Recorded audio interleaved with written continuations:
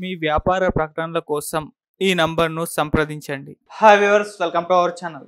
పవన్ కళ్యాణ్ గారు తన ఆస్తులు అమ్మేసుకుంటున్నట్టు సోషల్ మీడియాలో విపరీతంగా వార్తలైతే రావడం చూస్తున్నాం. సో వారం క్రిందట ఒక హైదరాబాద్లో ఉన్న స్థలం అమ్మేసుకున్నారు, ఇంకా స్థలాలు అమ్మకానికి పెట్టారని అంటున్నారు. నిజంగా ఈ న్యూస్లో అయితే వాస్తవం ఉందా?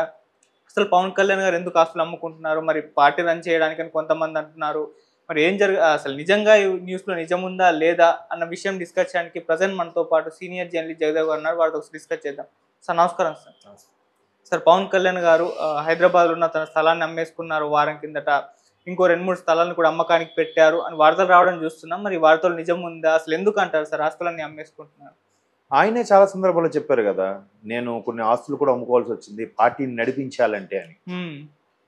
ఎందుకంటే దానికి బెస్ట్ ఎగ్జాంపుల్ ఒక ఇండస్ట్రీకి సంబంధించిన మిత్రుడు ఒకడు ఉన్నాడు. తను చెప్పింది ఏంటంటే, వకీల్ సాబ్కు ముందు కొంచెం గ్యాప్ తీసుకున్నాడు ఆయన. మీరు అబ్జర్వ్ చేస్తే ఆ గ్యాప్ తీసుకున్నప్పుడు వకీల్ సాబ్ సినిమా సైన్ చేశాక ఎప్పుడు ఆయన డిమాండ్ చేయరంట. కానీ ఆ సినిమా మాత్రం అంటే డిమాండ్ చేయాలంటే ఇవ్వాల్సింది ఇస్తారు. ఓకే. కానీ ముందుగా అడ్వాన్స్ కావాలి నాకు అని అన్నారంట ఆయన. ఎందుకో వెంటనే ప్రొడ్యూసరు ఎంత కావాలి సార్ అంటే 3 crores కావాలన్నారంట. సరే అని చెప్పి 3 crores ఇచ్చారు. ఎందుకయ్యా 3 crores అంటే తెలుసా మీకు? మళ్ళీ ఆ 3 crores కూడా అంటే నా మిత్రుడు దగ్గర నుంచి చూసిన వ్యక్తికి చెప్తున్నాడు. వాళ్ళ పవన్ కళ్యాణ్ గారికి సంబంధించిన దాంట్లో ఉంటాడు అనమాట. అయితే ఫస్ట్ది వాళ్ళ స్టాఫ్కి జీతాలు అది ఇబ్బంది అవుతుంది, మెయింటెనెన్స్ ప్రాబ్లం అవుతుందని 1 crore ఇచ్చేసారు. ఓకే. ఇంకో CR ఏం చేశాడో తెలుసా అండి? ఈ అమరావతిలో రైతులు కొంతమంది ఇబ్బంది పడిన వాళ్ళకి ఒక్కొక్కరికి ₹1,00,000 ఎంతో చొప్పున ఇచ్చాడు. ఇంకో CR ఉంది కదా, ఆ CR ఆర్మీ వెల్ఫేర్ ఫండ్కి ఇచ్చేసాడు. అది అక్కడికి ఒక 4 months 5 months తర్వాత ఆర్మీ వాళ్ళు ఒక ఈవెంట్ కండక్ట్ చేసి అక్కడే అనౌన్స్ చేశారు. ఆయన ఏం ప్రెస్ మీట్ పెట్టి చెప్పుకోలే. అంతెందుకు, ఆయనతో ఎప్పుడు 3 పెళ్ళిళ్ళు 3 భార్యలు ఇవన్నీ మాట్లాడతారు. 3 భార్యలు అంటే 3 ఉన్నారని కాదు, ఒకళ్ళు వదిలితే ఇంకోటి చేసుకున్నాడు ఆయన.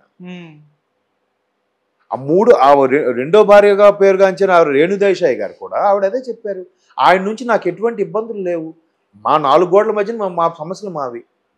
ఆయన తిట్టిన ఒప్పుకోను, అలాగే నన్ను ఇందులో ఇష్యూ లాగినా కూడా నేను ఊరుకునేది లేదని కూడా చెప్పింది. చెప్తూనే ఉన్నది. ఏంటో మనిషి అంత ఇమేజ్, అంత క్రేజ్, అంత స్టార్ ఉన్నా కూడా ఈ డబ్బు వీటి మీద వ్యామోహం ఉండదు. ఎంతసేపు వ్యవసాయం అంటారు, లేదా ప్రజలకు సేవ చేయాలంటారు. మరి విడిపోయిన తర్వాత చెప్పింది ఆవిడ, మళ్ళీ కలిసినప్పుడు చెప్పిన మాట కాదు ఇది. ఇవన్నీ ఏంటివి? ఆవిడ ఎప్పుడు ఎక్కడైనా ఆడ ఇలాంటి దుర్మార్గుడు, ఆడ ఒక శాడిస్ట్ సైకోని ఎప్పుడైనా చెప్పారు ఆవిడ? పోనీ మొదట వైజాగ్లో ఎవరో ఒకటి చేసుకున్నారని అనుకుని వార్తలు ఉన్నాయి. మరి ఆవిడ ఎప్పుడైనా అలా చెప్పిందా? మరి ఏంటి ఇప్పుడు నిజంగా ఆయన డబ్బు సంపాదన రాజకీయాలకు వచ్చారు. రాజకీయాల్లోకి వస్తే ఒక యాడ్ చేసుకుంటే ఎంత వస్తుందో తెలుసా? నాకు తెలిసి చిన్నప్పుడు ఒక సినిమా, ఒక సాంగ్ ఉంది, అంటే ఆల్మోస్ట్ ఆల్ 98, 99 టైంలో ఒక సినిమా వచ్చింది. అందులో ఉంటుంది అనమాట, సచిన్ ఒక బ్యాట్ వేస్తే యాడ్కి 6 కోట్లు సంవత్సరానికి. సచిన్ టెండూల్కర్ రేంజ్ అది. ఓకే, ఆయన అంటూ వరల్డ్ లెవెల్ అనుకుంటాం. తర్వాత మన దగ్గరికి వచ్చారు కల్చరు. రీసెంట్గా ఒక పెద్ద స్టారు ఒక రియల్ ఎస్టేట్ యాడ్ చేశారని జస్ట్ లోకల్గా హైదరాబాద్ సంబంధించి 10 కోట్లు తీసుకున్నారంట. ఇమేజ్ క్రేజు ఎంత ఉన్న హీరో ఎంత తీసుకుంటాడండి? అవును. సూపర్ స్టార్ మహేష్ బాబు గారు 30 పైచిలకు యాడ్స్ చేస్తున్నారు ఇప్పుడు. ఆయన ఎంత తీసుకుంటారో మీకు తెలుసా? రేపో మాపో మహేష్ బాబు గారు ఫోన్పేకి వాయిస్ కూడా చెప్పబోతున్నారట యాడ్స్. తెలుసా మీకు ఆ విషయం? అంటే రిసీవ్ ఫోన్పే అనే అమౌంట్ వస్తుందా, అది ఇకపై మహేష్ బాబు గారు వాయిస్ రాబోతుంది మనకి తెలుగులో. ఓకేనా? మీకు తెలుసా ఆ విషయం? అంటే ఆయన ఎంత తీసుకుంటారో తెలుసా? 5-6 crores తీసుకుంటారు జస్ట్ ఆ వాయిస్ కోసం. మళ్ళీ అటప్పుడు పవర్ స్టార్ పవన్ కళ్యాణ్ గారు ఎంత తీసుకోవచ్చండి?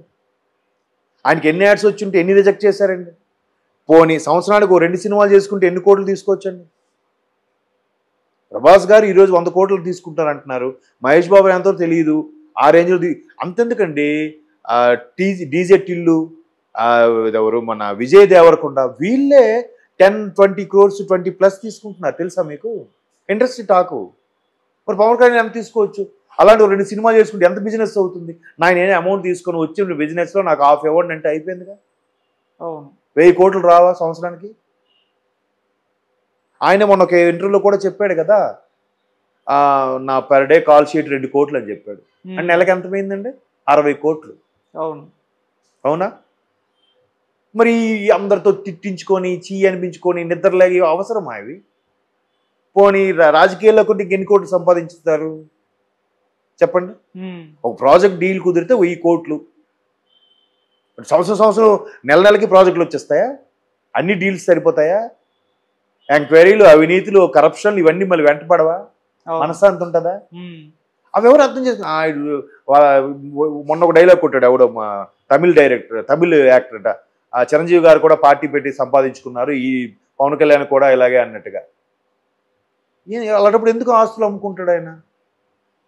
అదెవరు ఎందుకు అర్థం చేసుకోరు? చెప్తున్నానేంటి, ఫ్రాంక్గా నిజాయితీగా ఉంటే వాడు చేతకానోడు లెక్క మన సొసైటీలో. ఫర్ ఎగ్జాంపుల్ మీరున్నారు, మీ పెళ్ళయిందా? కాలేదు. మీరే ఒక నచ్చి పేదింటి అమ్మాయిని నాకేం పైసా కట్నం ఉందని వెళ్ళి పెళ్లి చేసుకోవడం వెళ్తే వాళ్ళు ఏమంటారు తెలుసా? ఇదేంటి, వీడికేమో లొసుగులు ఉన్నాయా, వీడికేమో డిసీజులు ఉన్నాయా, జబ్బులు ఉన్నాయా, లేకపోతే వీడెందుకు? అది మైండ్స్, హ్యూమన్ సైకాలజీ. అరే మీ అమ్మాయి నచ్చింది, మీకు ఒక అమ్మాయికి ఒక లైఫ్ ఇద్దామని ఒక కుర్రోడు వచ్చి చేసుకుంటాడంటే వాడు ఊరికి ఎందుకు చేసుకుంటాడబ్బా? వీడేమైనా అనాథా? వీడికి ఎవరు లేరా? వీడికేమైనా జబ్బులు ఉన్నాయా? ఇది ఆలోచన. లేదా పెళ్లి చేసుకుని మోసం చేసి వదిలేస్తాడా? అట్లా అయిపోయింది కదా. మరి అందుకే ఇప్పుడు పార్టీని నడిపించాలి, ఎలక్షన్ ముందు కావాలంటే ఫండ్ కావాలి. ఇప్పుడు ఎప్పటి నుంచి ఉన్న పార్టీయా? కాదు కదా. మరి ఎట్లా ఫండ్స్ మొబిలైజ్ అవ్వాలి కదా, ఇవ్వాలి కదా. ఈ ఫ్యాన్స్ ఒక్క పవన్ కళ్యాణ్ సింగిల్గా పోటీ చేస్తే బాగున్నాడు ఆయన చెప్తున్నాడు, మొత్తుకుంటున్నాడు. అదే నన్ను నమ్మట్లేదు ఇంకా పూర్తిగా. నాకైతే సింగిల్గానే చేయాలని ఉంది, కానీ నాకు చంద్రబాబు నాయుడు లాంటి వారు అనుభవజ్ఞులతో పనిచేయడం నాకు కావాలి. ఇప్పుడు నుంచి అలా చేసి అన్ని కష్టపడితే కదా 2029 కల్లా కనీసం ఒక సీఎంగా తయారవుతారేమో ఆయన. ఇన్ని చెప్తున్నా, ఇంత పెడుతున్నా అవన్నీ నాటకాలు అబ్బా, ఊరికే అట్లా అనే వాళ్ళు కూడా ఉన్నారు. అవును కదా. పోనీ లేదు పలానా దగ్గర ఆస్తులో నేను ప్రూవ్ చేయండి ఆయనకి, ఎట్లాగ దాగదు కదా. ఎక్కడెక్కడో విషయాలు ఈరోజు ఇన్వెస్టిగేట్ జర్నలిజం అని కొత్తగా వచ్చింది, కొత్తగా ఎప్పటి నుంచో ఉంది. ఇన్వెస్టిగేట్ జర్నలిజం అని, ఇంటెలిజెన్స్లు అని చాలా ఉన్నాయి కదా. వీడన్నీ ఎప్పటికో బయటికి తీసేస్తారు కదా, తీయండి అయ్యారు. సో ఏంటంటే ఆయనకి అది ప్యాషన్, పిచ్చి, ప్రజలకు ఏదో చెయ్యాలి, మనల్ని ఎంత చేసిన ప్రజలకు ఏదో ఒకటి మనం చేయాలనుకుంటున్నాం. వచ్చాడు, ఏదైనా వచ్చాడు మొండిపట్టు వదలడు ఆయన, అంతే. లేకపోతే 2 స్థానాల్లో ఓడిపోతే 3వ రోజు మళ్ళీ రోడ్డు మీదకి వచ్చాడండి, ప్రజల్లోకి వచ్చాడండి. ఎవరైనా వస్తాడండి? ఒక 6 నెలలు అబ్స్కాండ్ అయిపోతాడు. స్థానికంగా ఓడిపోయిన ఎమ్మెల్యే కూడా స్థానికంగా ఉండడు తెలుసా మీకు? ఒక 6 నెలలు 3 నెలలు ఏదో వేరే కంట్రీయో వేరే స్టేట్కి వెళ్ళిపోతాడు. మళ్ళీ వచ్చాడు ఈయన, మీ నమ్మకాన్ని నేను గెలుచుకోలేకపోయాను, ఈసారి గెలుచుకునేలా చేస్తాను. అది ఎవరు అర్థం చేసుకోరు ఎందుకు? ఎంత చెప్పినా ఎవరు వెర్షన్ వాళ్ళది. ఇంత లైవ్ ఎగ్జాంపుల్స్ చెప్పాను కదా. అవును. ఆయన ఇప్పుడు పెప్సీ యాడ్కి చేసినప్పుడు అందులో పెస్టిసైడ్స్ ఉన్నాయి, మంచిది కాదంటే ఇది 99 98లో 99 కాదు, ఆల్మోస్ట్ అలా ఖుషీ టైంలో, ఖుషీ ముందు 2000 2001లో ఫస్ట్ ఒక సౌత్ ఇండియన్ స్టార్ యాడ్స్ చేశాడు అని అంటే, ఇటువంటి యాడ్స్ అంటే నేషనల్ వైడ్ ఉన్న యాడ్స్ ఎంఎన్సీలకి చేశాడంటే ఒక పవన్ కళ్యాణ్తోనే స్టార్ట్ అయింది నాకు తెలుసు. అవును. మరి అప్పటి నుంచి ఆయన చేసుకుంటే ఎన్ని చేసుకోవచ్చు. దానికి ఒక వీరశంకర్ అని ఒక డైరెక్టర్ లైవ్ ఇంటర్వ్యూలో చెప్పాడు ఆయన సిద్ధాంతం అది, అంతేనండి.